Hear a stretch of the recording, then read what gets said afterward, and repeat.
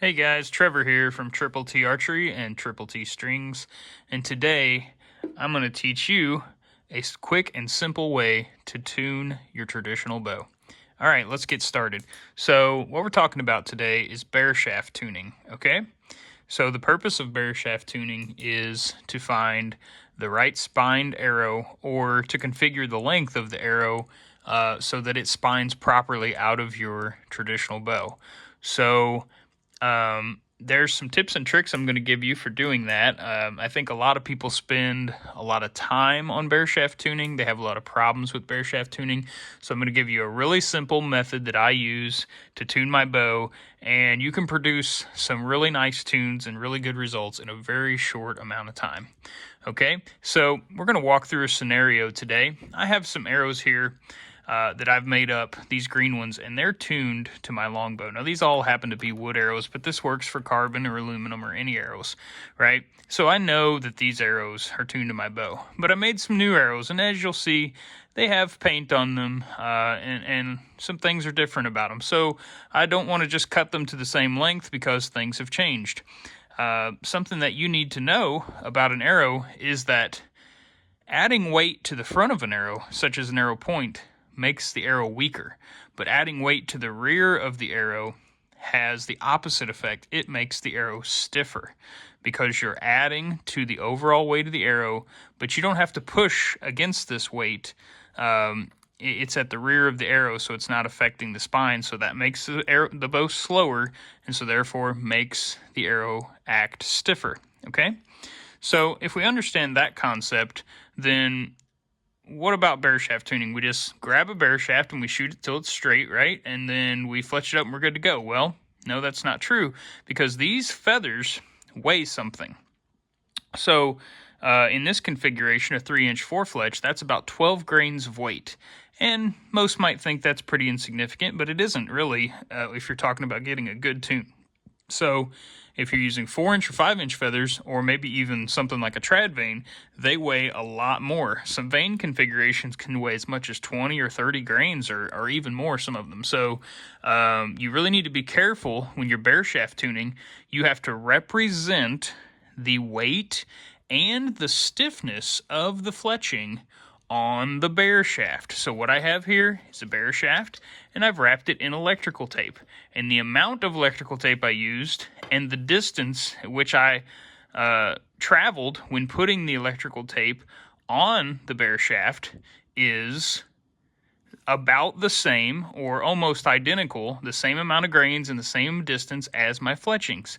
So if I had 4 or 5-inch feathers, I would I would have wrapped this a little further. So I'm trying to represent both the exact weight and the stiffness that gluing 4 quills onto this shaft will create. So then when I shoot my bare shaft, I don't have to tune it a little weak or a little stiff or whatever, right? I tune it perfectly, and then I can start shooting my fletch shafts. So the number one rule of bare-shaft tuning: never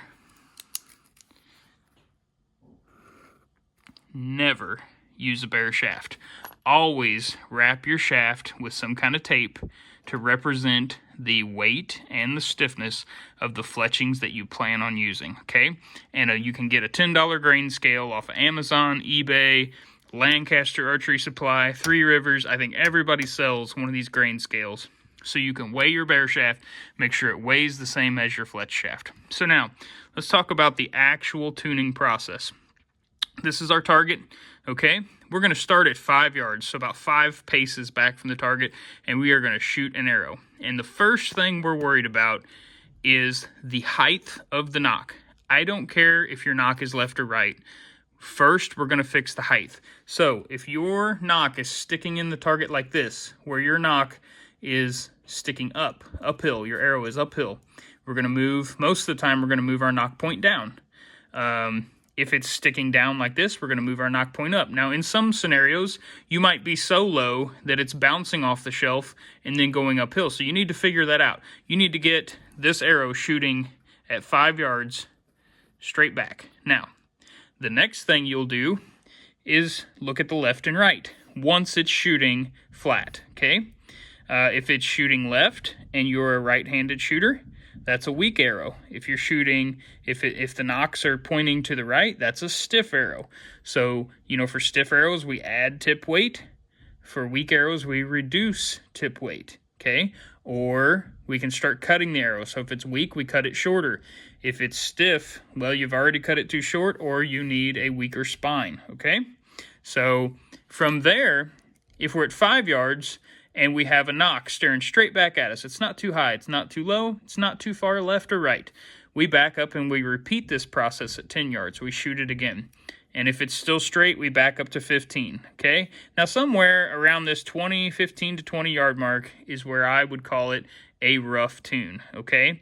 Now, we can pull out our fletched and our bare shaft, and we can start shooting them together. And that's going to give us another point of reference. That's going to tell us, hey, are they shooting, close to the same? Is one shooting a little different than the other? What's going on there? Am I having any issues with fletching clearance? So once we've passed the test here, we want to continue to walk back. And even if we don't plan on shooting much past these 20 or 25 yard distances for hunting, we may want to go back all the way to 30 yards just for tuning purposes to make sure that we've hit the dead center of our tune. And all these same rules still apply. If you back up to 20 and you start to see your nock is a little high, you want to lower it. If you are at, say 25 and you're starting to see that bare shaft is looking a little stiff or a little weak, you need to move your side plate so that this thing is shooting dead straight. That nock should be staring right back at you, right? Wherever you're standing, that nock, when it hits the target, needs to be staring right back at you. Now, if you hit a scenario where your bare shaft is nock high and you've moved your nocking point up and down the string and you're nock high no matter what with a bare shaft, you have too much FOC, front of center. That means you have way too much tip weight and not enough shaft weight. So you need to reduce your point weight, or you need to get a heavier shaft, right? Which is going to change your tune anyway. But the point is that too much FOC will cause the arrow to fly through the air like these are pictured here with the nock high. Now, that's not so much a problem when you're just playing with bare shafts. Your trajectory is going to be pretty much okay. But when you put a feather on there, the feather is going to be constantly fighting the need for that arrow to be nock high, and that's going to cause something called speed decay, which means you can think about it like, what if I shoot a flu, right? Or an arrow with a lot of fletchings on it. Let's say I put like 6 5-inch feathers on there. It's going to slow down faster than if it had less fletchings, right? So that's called speed decay. So it just slows down way too quickly, right? Which is going to cause you a problem. So you want to make sure that you don't have too much FOC. You want to make sure that your nock is traveling parallel to the ground for the entire trajectory. And if it's got a little bit, so like somewhere in between, so this one here is actually uphill a little bit. That's going to happen because archery, we're putting the arch back in archery. You may at a super long distance you may have a trajectory kind of like that, right? So getting back to 30 yards, if you're a little bit nock high in the target, that's okay. But you just don't want to see this crazy nock high at these 20 and 25 yard ranges, because that's an indicator that you've got too much FOC. So make sure that your nock is pointing straight back at you at all distances, and then double check with your fletched arrows to make sure that they're pointing back at you at all distances. Now, if you notice, let's say at 30 yards, we're working on our fine tune, that the bare shaft and the fletch shaft are not impacting in the same spot. That can mean different things depending on where it's impacting. So if you have a bare shaft sitting to the left or the right of your fletch shaft groups, then that could either indicate that it's still slightly weak or still slightly stiff.